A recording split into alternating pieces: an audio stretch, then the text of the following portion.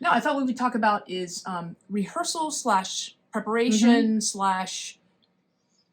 all the things to do with getting ready for something. Getting ready for something. So what do you have any personal, before you speak, Mo, before you go on stage to MC or be a speaker, which are kind of your two main things that you do, what are some just kind of practices or rituals or just things that you do to make sure you are mentally, physically, everything else prepared to be on stage saying what you need to say?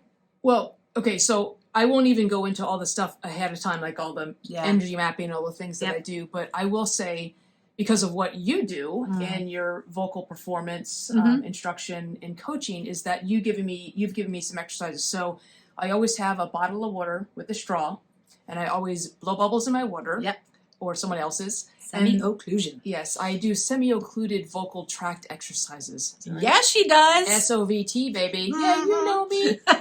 And then I vocalize through the straw, then I bubble.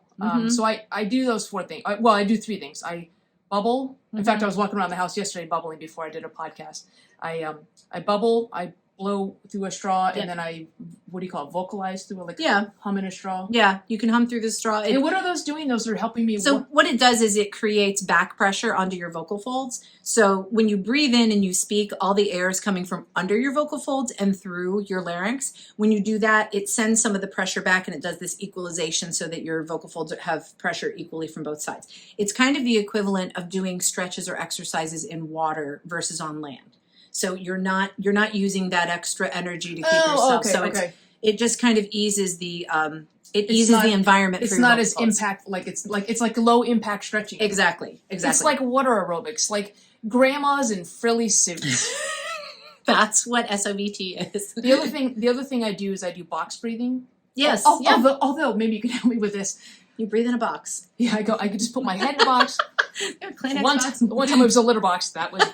That went horribly wrong because the cat was still in there. Yes, it was so awkward. So here's my question on the box breathing. The idea is you breathe in for 4, hold for 4, out. Like, where are the boxes? Because I think I've been doing it wrong. Because I was like, in for 4, hold for 4, exhale for 4, hold. But I think I should be going in for 4, hold for 4, exhale for 4, and then you start hold for 4, inhale. Yeah, because I think your box is I had a dodecahedron. I had an octagon because I was like, in for 4, hold for 4. You had a right angle box breathing. Yeah, I had the Pythagorean theorem. A equals B squared C, whatever. So I do box breathing. I always tell myself I have time. Because you have a little bit of a tendency to talk a little fast. I don't think I really do. Do you think you really talk fast? I think maybe you really talk fast. And then I say, if they don't laugh, I'm going to throw a tantrum and walk off stage. That's fair. Yeah. So I do the 3 vocal warm-ups that you gave me. I do box breathing, and I tell myself I have time. That's great. What do you do? Okay, let me ask you a different one. When do you do warm-ups? Like, do you do before every lesson you teach? I try to warm up at the beginning of each day. So here's what I believe. You're working all day. We are all communicators. Everybody is a communicator. You are communicating somehow, whether it's at work and you are a boss and you're communicating with your employees, if you're a teacher and you're communicating with your classroom, if you are a part of a team, any kind of team. I mean, unless there's some people that talk more than others. If you are a telemarketer and you communicate to people on the phone, you're using your voice all day. So it's just like you would any other muscle. You want to get it ready to use so you can be as effective a communicator as you can be. So that always reminds me, like, you ever I've got, like, especially when I lived by myself, you would go through days and if I wasn't talking to the dog, like, the first time I talk is when I go to work and I'm like, oh, first time I use my voice. Like, I think people don't think about that. Yeah. And, like, sometimes how much, I know we've learned recently that some of us are verbal processors, but like, a lot of times I talk to the dog and it's almost like that serves as a warm-up. Yeah. But you do intentional things, like you're... I blow. I do the strawing without a straw, basically. So I blow and vocalize at the same time. Okay. So it's just. So why have the straw then? What's the point? The straw is just to monitor that your breath is staying even, that you're breathing you're blowing out at a steady pace. Oh, so like the bubbles. Yeah. Okay. Yeah. Keep the bubbles the same level. So I mean, all this time I've been lugging around a straw. Well, you can still use the straw. I do have a straw. Look at my front bag. You sure do. I have 2. I cut it in half. Oh, you sure do. You have straws. Look at you. So another thing too is if you are I deal with a lot of people of all ages who have auditions or performances as characters, like in the musical theater realm. So I'll talk about, like, they'll talk about how nervous they get. And so something I'll say is put on your character and be your character. Because if they're looking at your character, they're not looking at you, and you don't have to be afraid. It's almost like having like that buffer. Absolutely. And I'll even talk to students about, okay, this song is from this show. What would your character be wearing in this show? So if it's from Waitress, okay, picture yourself in a waitress uniform singing this song. Picture yourself as Cinderella singing this song. Like, put yourself in that character, and it changes the way that you tell a story. Yeah. And everybody is a storyteller. Even if you are just a communicator, you know, like I said, a teacher in a classroom, a boss of a team, you're still doing some sort of storytelling. You're conveying some message, yeah. So I think that's really important, and just be clear what your message is and how you want to present it. I think is a lot of that. Okay, so you were Marmee in Little Women. Yes. How did you? So you, I mean, that was a unique one because you guys had Zoom audition. I mean, Yes. it was a Zoom performance. Yes. And so you had like what, 3 full days of shooting? Yeah. Yeah. two full days of shooting, and then some other prep that went with that. So like, did you have to prep for every scene? Like, I'm not familiar with what an actor does. Like, do you have to prepare for, because they shot it the way they did? Sure. You have to prepare for every scene, like kind of get yourself in the headspace of what your character's feeling? Yeah, and there's definitely there's the memorization preparation. Those are hard to say next back to back. Memorization preparation. What you just write on. There's the, you know, and if you're doing a musical, there's the singing vocal preparation, and then there's expression, and then there's being open to correction from the director or the music director in what you have to do. There's playing off the other characters. Like, there's a lot that goes into it, and it's a wonderful process. It's just a whole lot of fun getting the chance to be someone else and to communicate. Well, and that's like, because you and I do Sweet Adelines and compete in that, and a lot of, because I'm not a huge makeup wearer, I know this comes as a huge shock to everybody, but because that's what you have to do on stage is, you know, I'm becoming a person who wears a lot of makeup and whorish amounts. I think is what we're looking at. There's a lot. But even that, like with the stuff we do to prepare before we go on stage, and again, a lot of it happens. And I think a lot of times, the more prepared you are and the more things you've thought about, the more you can actually enjoy that experience. Absolutely. And that for a lot of times is my main motivation for making sure I know my words and my notes and my music. And that's completely true, Moe. And I think that's something that you and I, like, we really believe when we have any kind of a presentation, practice and be prepared for anything that you have control over, which is your script, your prep, so that you're ready to pivot when the things that you don't have control over happen. When. You notice you say when, not if. And I'll tell my students this too, especially as we prep for like a recital. I'll say, look, it's not a matter of when something's going to go unexpected. I don't even say wrong. Something is going to go unexpectedly. How are you going to pivot? It's not, oh, I hope you have a perfect performance. I hope nothing goes wrong. Something's going to happen that you don't expect. Yeah. So how do you don't want to be pivoting for things that you could have prepped for ahead of time. We heard something recently at we were at an event called Singers School, and they were talking about all kinds of aspects of performance. And they said, practice performing so that you're not, perform while you practice so you don't practice while you perform. One more time. Perform while you practice. So make each practice session a performance so that when you're performing, it's not a practice in front of other people. Yeah. So I love that. Well, it's like practice like you play. Yeah, that's exactly. what we say in soccer. It's like, well, in a game, I wouldn't run half-ass. You know, like, well, then don't run half-ass. Exactly. So. And there's also I jokingly talked to Mo about the speaker's bingo card for her. Yeah. There are always things. There are going to be situations you're going to want to encounter all these different situations, so you know how to pivot. Yeah. And so, like, hey, at this particular gig, I showed up an hour early and had to wait. Really happened. And you were there with.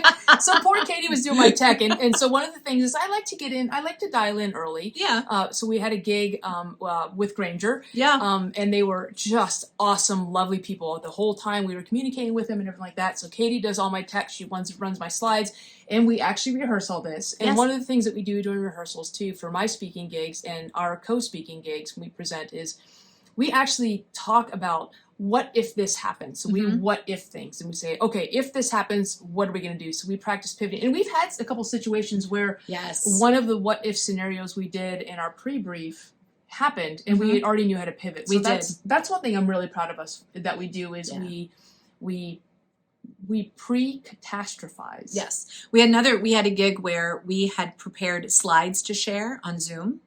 and kind of our whole game, the game that we were leading a region in a trivia game, an online trivia game. And all the slides that we would prep, when we got on, we had no access to them at all. So we had to pivot hard and fast, and we made it work. We just read the information instead of having it displayed, and it worked. But it was one of those situations where we looked at each other and said, what are we going to do?